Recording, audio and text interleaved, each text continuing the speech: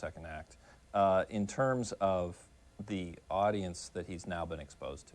David Koepp wrote and directed Johnny Depp's newest movie, Secret Window. It opens Friday. I buried my dog! It started shooting just days after Pirates of the Caribbean opened. Pirates opened, and Johnny's performance was so memorable that this big audience just bonded to him. Obviously, it was a delight for us. You know, we hired an actor and we got a huge movie star. Yeah, what do you want, the lowdown on the big bust? Depp had a huge audience once before, but they were mainly teenage girls. In the 80s, his face was on every teen magazine. He had a hit television series. He was positioned to be Hollywood's next big romantic lead. But that's not what he wanted.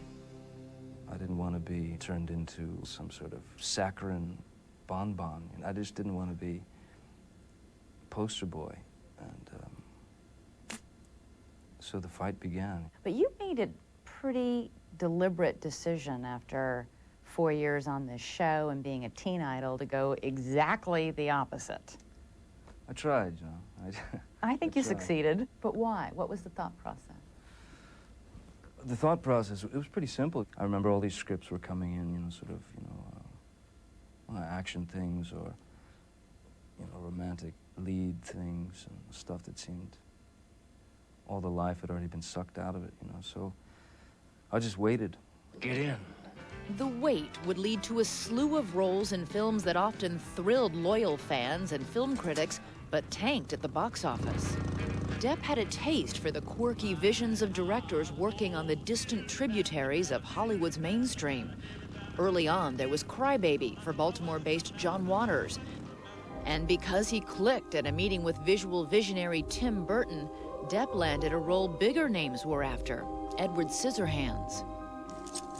I can remember reading the script for Scissorhands, and I thought, man, this is one of the greatest things I've ever read, whether it's a script, you know, a book, play, whatever, and I loved it. The tragicomic story of a sad outsider trapped in a freakish body became the film with which Depp says he most identified. I felt really uncomfortable in my own skin, and I couldn't quite get a handle on it, you know. And so yeah, I just took to poisoning myself, which was really stupid. It was really a dumb time. Those were the days of drinking, drugs, and decadence, replete with a succession of high-profile girlfriends and the trashing of a New York hotel room after a lover's quarrel with model Kate Moss, a tantrum that landed Depp in jail. Bad behavior fueled a bad boy image. But in spite, or maybe because of that, big offers kept coming, and he kept turning them down. Is it true you passed up some roles in some really big movies that ended up being huge hits for those actors? I think so. Lestat in Interview with a Vampire, Speed. I mean, quite a few of them, I don't even remember what they were. And action! He passed up the blockbusters, but latched on to small, odd projects like Ed Wood, the story of a cross-dressing director with big dreams and little talent. It made very little money. What do you think you're doing? I'm directing. Spinning off the mainstream once again, he starred in The Ninth Gate, a dark vision from director Roman Polanski that barely broke even at the box office. But on its European locations, the second act of Depp's personal life began with a dramatic entrance. So you were in Paris shooting a movie, and you're at dinner one night, and you look across the crowded restaurant, and what do you see? I saw this back and his neck. I thought, my God, what's that, you know? And suddenly the back turned to face me, like, you know, from 20, 30 yards away, and made eye contact. That was it? That was it. You were done. Done. Finished. Off the market. Over with. Over with. Cooked.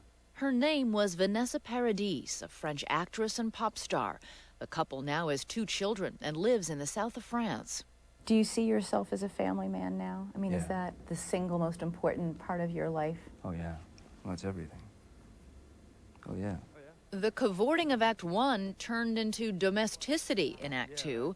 Depp says he now likes the slower pace of Europe and wants to shield his children from the excesses of Hollywood. They should grow up in a very simple, calm environment, you know, where everything is not about the next movie or the, you know, success. Is it a relief to be out of that environment? It's a good place to visit, you know, like Disneyland. You know, Disneyland is really fun to hang out in for a while. You don't want to live there, you know. But Disneyland, of all things, would play a role in Depp's second act. The mega hit Pirates of the Caribbean is based on a Disneyland ride. Do you think this wise, boy? Crossing blades with a pirate? Beneath the long locks and eye makeup, Depp's pirate character is a romantic action hero. Everything he tried so hard to avoid in his career's first act. Why the change in Act 2? When the pirate idea came around, I sort of said, yeah, that sounds interesting. And then, you know, all along, yeah, sort of thinking, like, it'd be great to make a movie that my kids could watch. Being a good dad paid off. The movie made more than $650 million, and it made 40-year-old Johnny Depp a bankable mainstream movie star, like it or not. It's very difficult for me to sort of think of myself in terms of celebrity. I don't see it. I think about it as like I'm a guy with a strange job, you know? You had a job of work needed doing. Depp's new movie, Secret Window, was a far cry from his pirate romp. It's a suspense thriller.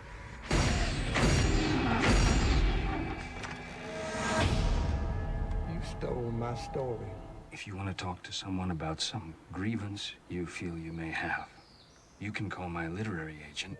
Depp plays a writer in big trouble. The man who made the movie says he's lucky to be part of Depp's second act. He's very comfortable with his craft. Act 2 in this case might actually be for the American public. It's Act 2 of our perceptions of Johnny Depp. Hey, everybody else, where you been the last 15 years? He is great, isn't he?